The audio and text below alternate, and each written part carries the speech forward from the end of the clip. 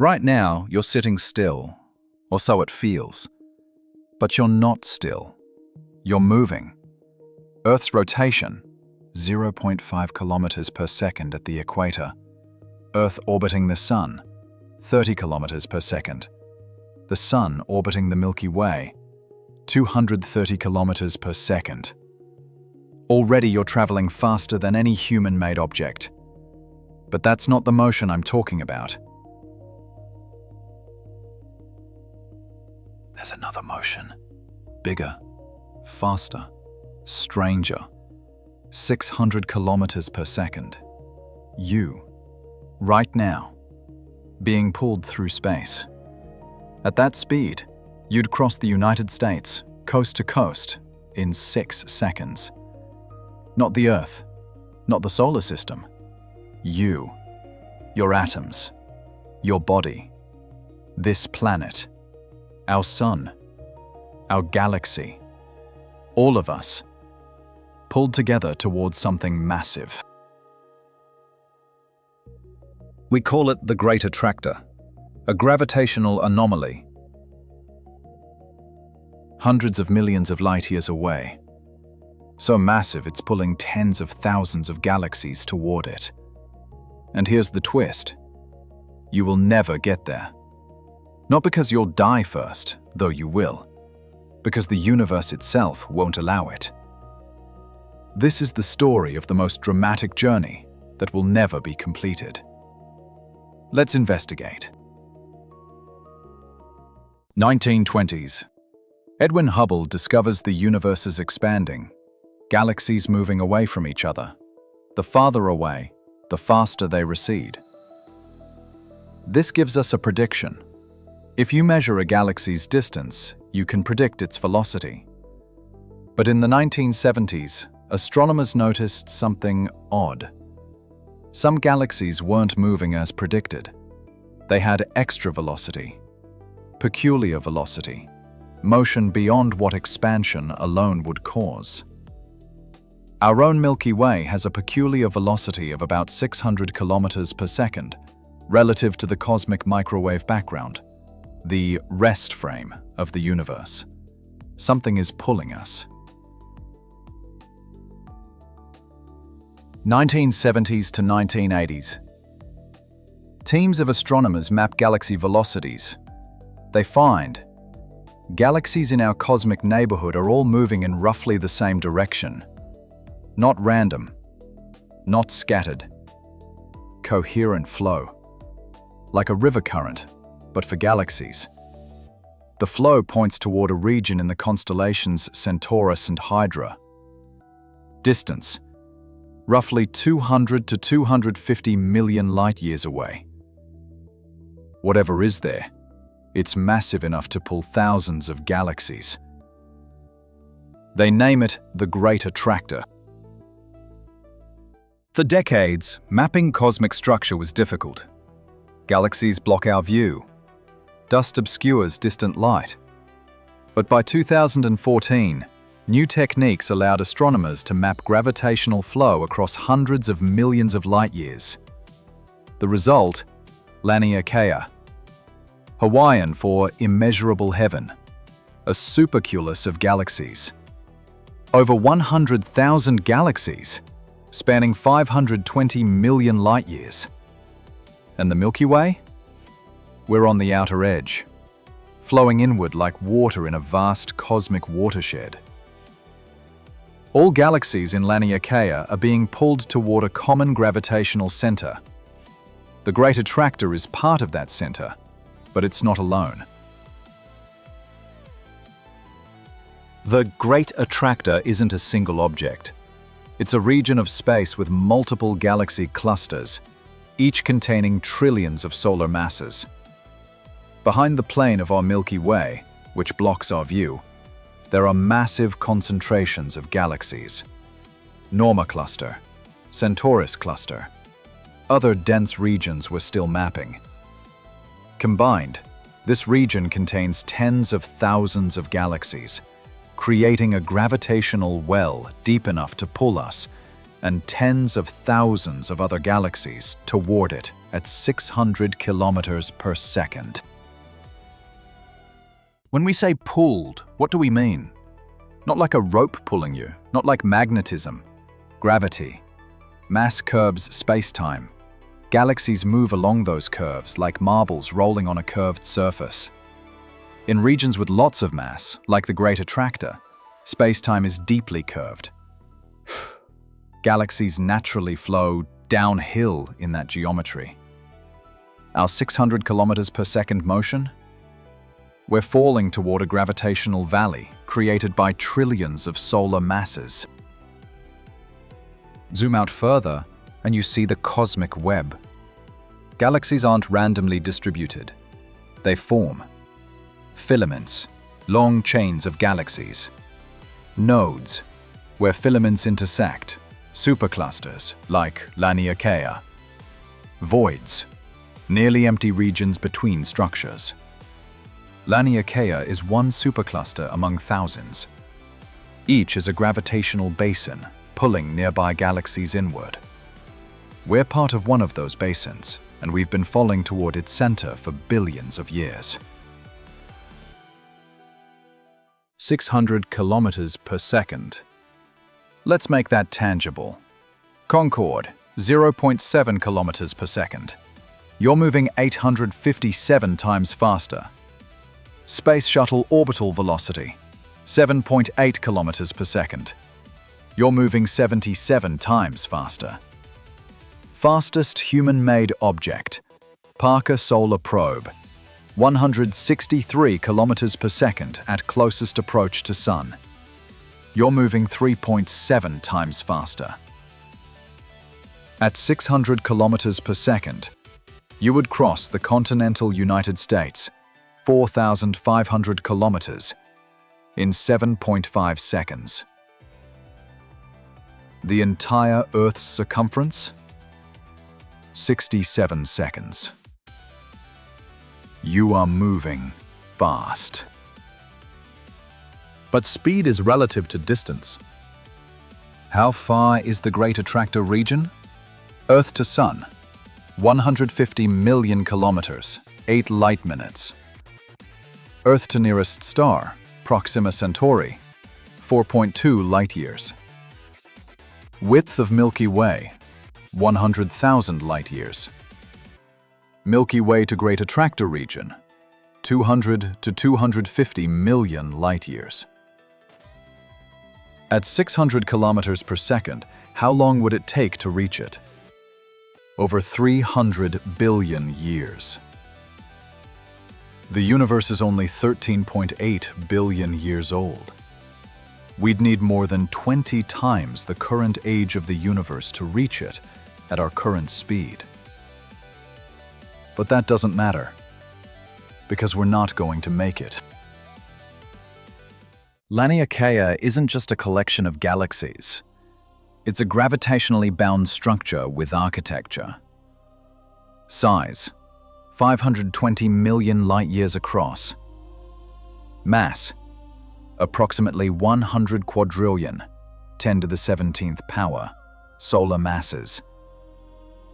Galaxies: over 100,000. Major components: Virgo cluster, our nearest large cluster. Hydra Centaurus supercluster. Pavo Indus supercluster. Great Attractor region. All flow toward a common center of mass, like water in a drainage basin flowing toward the lowest point. The Milky Way sits on the outer edge of Laniakea. We're not near the center, we're in the outskirts, being pulled inward along with our local galaxy group. Billions of years ago we were farther out. Gravity has been pulling us inward the entire time.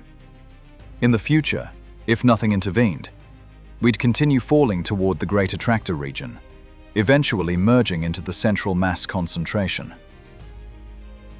But something is intervening. Laniakea isn't the largest structure. Zoom out further, the Shapley Supercluster, even more massive than Laniakea, 650 million light-years away. It exerts gravitational pull on us too, though weaker than the Great Attractor. We're not just falling toward one thing. We're subject to multiple gravitational influences from different massive structures across hundreds of millions of light-years. The 600 kilometers per second motion is the net result of all these influences. And even Laniakea itself is moving. The entire supercluster has motion relative to even larger structures. Gravitational pull extends across billions of light-years. The cosmic web is dynamic, everything pulling on everything else. We're part of nested flows. Milky Way, local group. Local group, Virgo cluster. Virgo, Laniakea. Laniakea, influenced by Shapley and other distant structures. Motion within motion within motion. But none of it matters, because the universe has other plans. 1998. Two teams of astronomers studying distant supernovae discover something shocking. The universe's expansion isn't slowing down from gravity as expected. It's speeding up. Something is pushing space apart. Something we can't see, can't directly detect, but whose effect is undeniable. Dark energy. Not a thing, not a particle. More like a property of space itself. As space expands, more dark energy appears, or its density remains constant while the volume increases. The more space, the stronger the repulsive effect. Currently, dark energy makes up about 68% of the universe's total energy content. And it's winning. Gravity pulls things together. Dark energy pushes space apart. On small scales, solar systems, galaxies, even galaxy clusters, gravity dominates. Things stay bound. But on the largest scales, hundreds of millions of light-years and beyond, dark energy wins.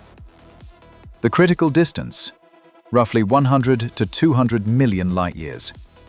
Beyond that, the expansion of space overpowers gravitational attraction. Objects farther than this threshold are being carried away from us by expansion, faster than they're being pulled toward us by gravity. The Great Attractor region is 200 to 250 million light-years away, right at the threshold. And it's on the wrong side. Let's run the simulation forward, now. We're moving toward the Great Attractor at 600 kilometers per second. 1 billion years from now. We're still moving toward it, but expansion has increased the distance slightly. 5 billion years. Our motion toward it slows, not because we're getting tired, because space itself is expanding between us faster than we're closing the gap. 10 billion years. Expansion overpowers gravitational attraction. The distance to the Great Attractor begins increasing despite our motion toward it. 20+ billion years. The Great Attractor region is receding from us. We'll never get closer than our current approach.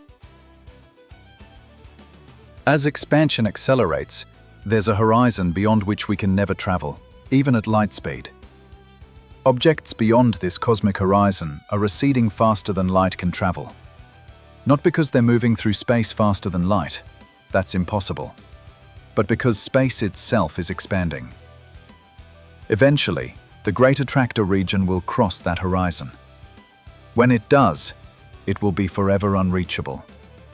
No signal from us could ever reach it. No signal from it could ever reach us. It will effectively cease to exist in our observable universe. And this is happening to everything beyond our local, gravitationally bound structures. The universe is pulling apart at the seams. We've been falling toward the Great Attractor for billions of years, building speed, covering distance, committed to the journey, and we will never arrive. Not because we'll be destroyed, not because we'll change direction, because the destination is being pulled away from us faster than we can approach. It's like running on a treadmill that speeds up the faster you run. You can give it everything you have, and you'll never move forward. Except the treadmill is space-time itself, and you have no choice but to keep running. This is, cosmically speaking, the ultimate case of so close yet so far. We're racing toward a destiny we're guaranteed to miss. The universe set us on this path, gave us momentum, made it seem inevitable, then changed the rules. Dark energy doesn't care about our journey. It doesn't care that we've been traveling for billions of years. It doesn't care about narrative closure. It just expands, relentlessly, accelerating. And everything not gravitationally bound to us will eventually disappear beyond the horizon. This is the Great Attractor Paradox, the irresistible force pulling us towards something we can never reach. The Great Attractor Paradox teaches us about the universe's future. Early universe, first approximately 7 billion years. Matter and gravity dominated. Structures formed. Galaxies pulled together into clusters and superclusters. Now, approximately 13.8 billion years. Dark energy is taking over. Expansion is accelerating. Future. Dark energy will completely dominate. No new large-scale structures will form. Existing ones will be torn apart at the largest scales. We live at a transitional moment, when the universe still has large-scale structure, but that structure is beginning to dissolve. What survives? Gravitationally bound systems. Galaxy clusters that are tightly bound enough will remain together. Their internal gravity overcomes local expansion. Laniakea will eventually collapse into a single massive structure as its internal components merge, but this will take tens to hundreds of billions of years. Our local group, Milky Way, Andromeda, and smaller galaxies, will merge into a single large elliptical galaxy, Milkomeda. But everything beyond our local supercluster? Gone.